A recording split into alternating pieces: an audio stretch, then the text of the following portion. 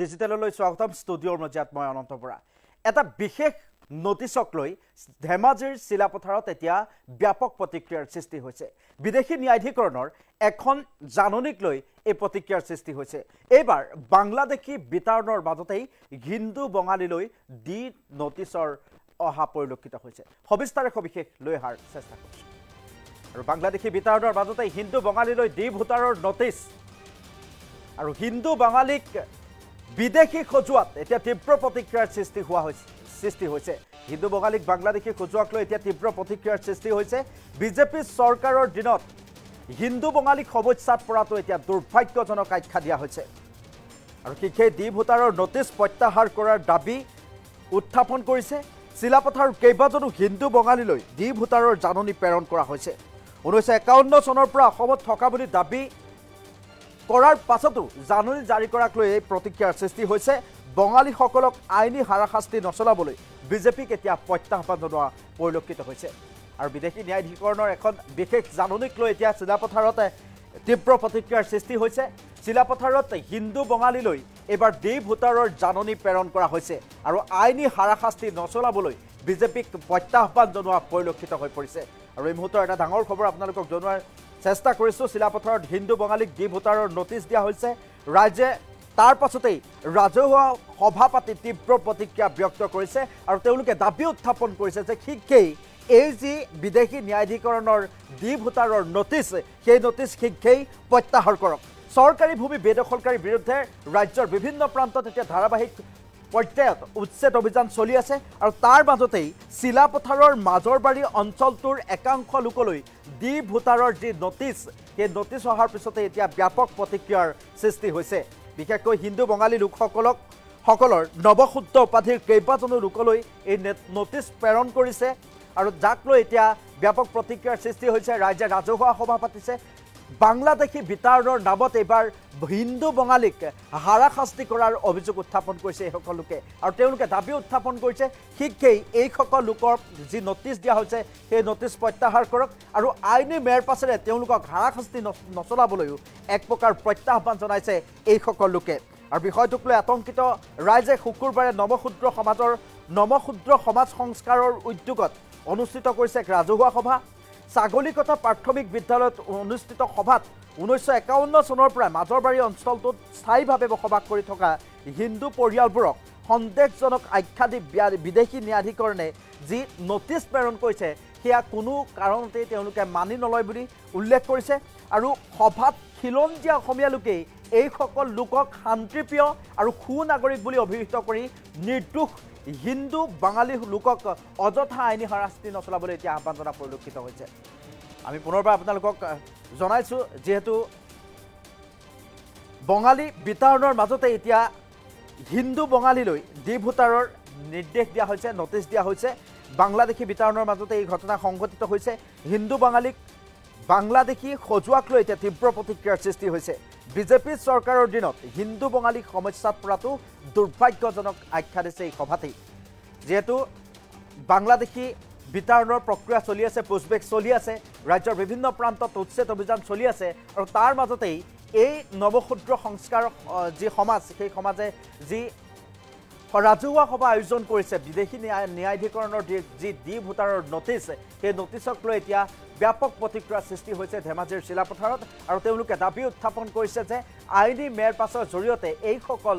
হিন্দু বঙালীক কোনো ধৰণৰ নিৰ্যাতন চলাব নালাগে আৰু খুদ খিলঞ্জীয়া লোকসকলে তাত থকা কৈছে যে এওঁলোক খুব শান্তিপ্ৰিয় আৰু সুনাগৰিক গতিকে এইসকল লোকৰ ওপৰত কোনো ধৰণৰ অত্যাচাৰ চলাব নালাগে বাংলাদেশী বিতৰণৰ নামত প্ৰকৃতাৰ্থত যিসকল হিন্দু বঙালী সেইসকলক কোনো ধৰণৰ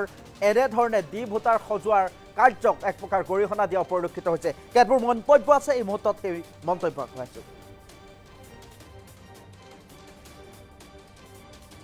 মাজৰবাৰী অঞ্চলৰ এইটো এটা বৃহৎ অঞ্চল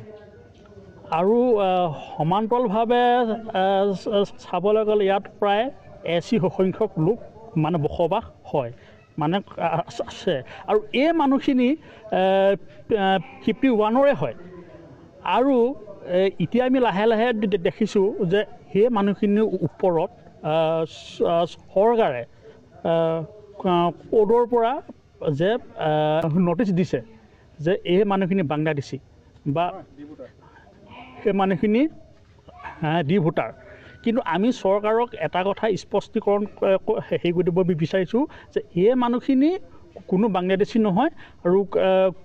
কোনো মানে ডি ভোটাৰ নহয়। আৰু আমি এটা কথা স্পষ্টকৈ কৈছোঁ, আমি এটা কথা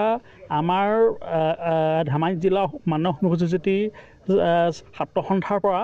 যাতে এই মানুহখিনিক লৈ চৰকাৰে যাতে কোনো মানে হেতালি নেখেলে। আমি এটা কথা স্পষ্টকৈ কৈছোঁ যাতে এই মানুহখিনিৰ যি সমস্যা আছে সেইখিনি সমস্যা যাতে অতি সোনকালে যাতে এইখিনি সমাধান হয়। আৰু যদি সমাধান একো নহয়, আমি অনুসূচিত জাতি ছাত্ৰ সন্থাই আমি এটা বৃহৎ আন্দোলন মানে গঢ়ি ল'ব বাধ্য হ'ম। আৰু এই মানুহখিনি যি সমস্যা আছে সেইখিনি সমস্যা অতি সোনকালে যাতে মানে সমাধান হয়। প্ৰায় এতিয়া আমি দেখিছোঁ প্ৰায় 400-500 মানুহ আহিছে। এতিয়া কথাটো হ'ল কি, এই মানুহখিনিৰ প্ৰায় 51 আগৰে মানুহ। এতিয়া আমি গম পাইছোঁ কি যে ধেমাজিৰ ক'ৰ্ডৰ পৰা সেই মানুহখিনিলৈ ডি ভোটাৰ নটিচ আহিছে। এইটো বিষয়ে প্ৰায় মানে ৰহস্য আৱৰ্তত। আৰু এই বিষয়টো কি ৰহস্য সোমাই আছে এতিয়ালৈকে আমিও মানে গম পোৱা নাই। গতিকেলৈ মাত্ৰ সেই মানুহখিনিক লৈ মাত্ৰ ৰাজনৈতিক মানে যিসকল নেতা আছে মাত্ৰ ভোট বেংক হিচাপে মানে ব্যৱহাৰ হেৰি কৰি আহিছে। কিন্তু এটা কথা ইয়াৰ পৰা স্পষ্ট কৈছোঁ, এই মানুহখিনি এতিয়া সজাগ হৈছে যাতে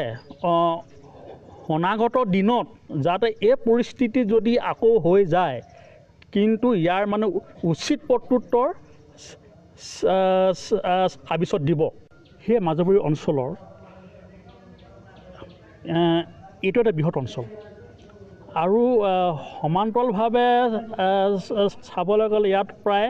80 সংখ্যক লোক মানে বসবাস হয় মানে আছে। আৰু এই মানুহখিনি 51ৰে হয়। আৰু এতিয়া আমি লাহে লাহে দেখিছোঁ যে সেই মানুহখিনিৰ ওপৰত চৰকাৰে ক'ৰ্ডৰ পৰা যে নটিচ দিছে যে এই মানুহখিনি বাংলাদেশী বা সেই মানুহখিনি ডি ভোটাৰ। কিন্তু আমি চৰকাৰক এটা কথা স্পষ্টীকৰণ হেৰি কৰি দিব বিচাৰিছোঁ যে এই মানুহখিনি কোনো বাংলাদেশী নহয় আৰু কোনো মানে ডি ভোটাৰ নহয়। আৰু আমি এটা কথা স্পষ্টকৈ কৈছোঁ, আমি এটা কথা আমাৰ ধেমাজি জিলা মানস অনুসূচিত ছাত্ৰ সন্থাৰ পৰা যাতে এই মানুহখিনিক লৈ চৰকাৰে যাতে কোনো মানে হেতালি নেখেলে। আমি এটা কথা স্পষ্টকৈ কৈছোঁ যাতে এই মানুহখিনিৰ যি সমস্যা আছে সেইখিনি সমস্যা যাতে অতি সোনকালে যাতে এইখিনি সমাধান হয়। আৰু যদি সমাধান একো নহয়, আমি অনুসূচিত জাতি ছাত্ৰ সন্থাই আমি এটা বৃহৎ আন্দোলন মানে গঢ়ি ল'ব